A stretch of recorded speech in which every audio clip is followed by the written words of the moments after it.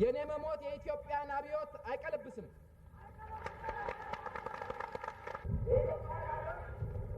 ከዕለት ወደ ዕለት፣ ከወር ወደ ወር፣ ከዓመት ወደ ዓመት እየተፍረከረኩ በየአቅጣጫው እየሞቱ በመሄድ ላይ ናቸው።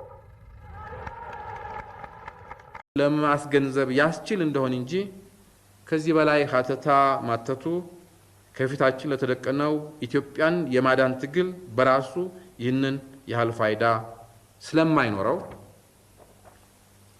ማጠቃለያው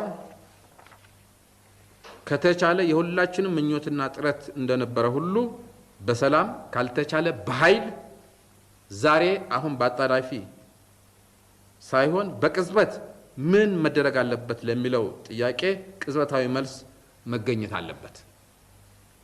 የኢትዮጵያ ሕዝብ ሆይ የኔ ታማኝነት ለኢትዮጵያ ሕገ መንግስት ለሪፐብሊኩ ከሁሉም በላይ ለኢትዮጵያ ሕዝብ ነው። ከዚህ ውጪ በምንም ተጽዕኖ የምሰራ ሰው አይደለሁም። የምሰራውም በኢትዮጵያ ሕዝብ ውሳኔና ጥቅም አንድነትና ፍላጎት ላይ የተመሰረተ ስራ ብቻ ነው። ስለሆነም በዚህ አቀራረቤ ይህ ይሁን ያ ይሁን የሚል ጥቆማና መሪ ሐሳብ ለማቅረብ አልፈለኩም። የመላውን ኢትዮጵያ ሕዝብ ግልጽ አቋምና አጣዳፊ ውሳኔ እጠባበቃለሁ።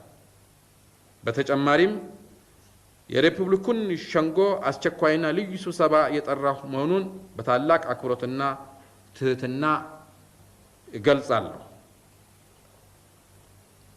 ደህንነታችን በተመለከተ በዘይት ሀብታቸው ዛሬ የሚመጻደቁና የሚመኩ እንደ ኢራክና እንደ ሊቢያ ካሉት አገሮች የተካከለ ወይም የተሻለ በዚሁ ችግርና ሁኔታ ውስጥ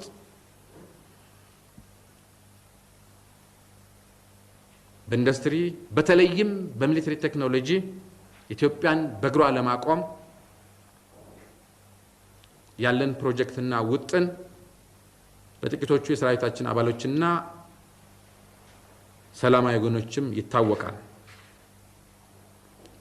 ብዙ እቅድ ነበረን፣ ለማድረግም እንደሚቻለን አምናለሁ።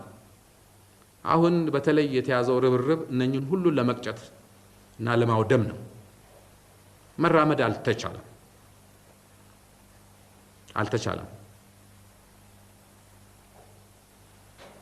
የኢትዮጵያ ሕዝብና የአንድነት ኃይሎች በ19ኛው ክፍለ ዘመን መገባደጃ ላይ በዚህ ትውልድ ዘመን ኢትዮጵያን ለጠላቶቹ አሳልፈው እንደማይሰጧት ተስፋ አደርጋለሁ። ስላዳመጣችሁኝ አመሰግናለሁ።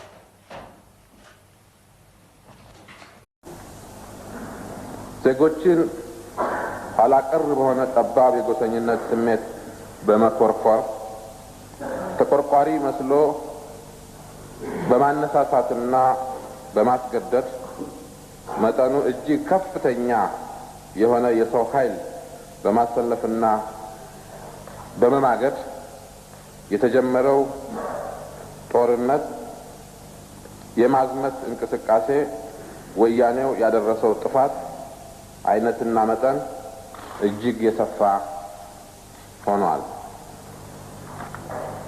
በትግራይ ውስጥ ህዝቡን ከተቀረው ኢትዮጵያ ለይቶ በዘረኝነት መንፈስ በከፍተኛ ቁጥር በማንቀሳቀስና በወገኑ ላይ በማዝመት ደም መቃባትና እልቂት እንዲፈጸም አድርጓል። እንዲሁም ነባር የልማት ተቋሞችን አውድሟል። ለወደፊቱ የ5 ዓመት የሀገራችን ልማት በመቀየስ ላይ የነበረው ፕላን እንዲሰናከል አድርጓል። በአጠቃላይ የመንግስትንና የህዝብን አቅም እንዲሁም የሀገርን ሀብት አገናዝቦ በእቅድ የልማትን እና የህዝቡን ኑሮ ለማሻሻል ተግባር ሀገርን የማዳኑን ፍልሚያ በአስተማማኝ የምንያያዝበት ስልት ዋነኛ ባህሪውም መደበኛ አብዮታዊ ሰራዊታችንን በሚገባ በሰውና በቁሳቁስ ኃይል አጠናክሮ ለበለጠ ግዳጁ ማብቃትና እንዲሁም ሰፊ ህዝባዊ ተሳትፎን በማስገኘት አቀናጅቶ ማንቀሳቀስ ወሳኙን ድል መቀዳጀት ነው እና ዋስትና ያለው የእድገት ጉዞ ለመያዝ ሳንታክት ሁሉንም መስኮች በተሻለ በማደጋገፍና በማቀነባበር ለማንቀሳቀስ መቻል ይኖርብናል። የሰላሙ መፍትሄ ተግባራዊነት እንዲቀጥል በዚህ ማዕከላዊ ኮሚቴ ስም በጥብቅ አሳስባለሁ። ኢትዮጵያ ትቅደም። አመሰግናለሁ።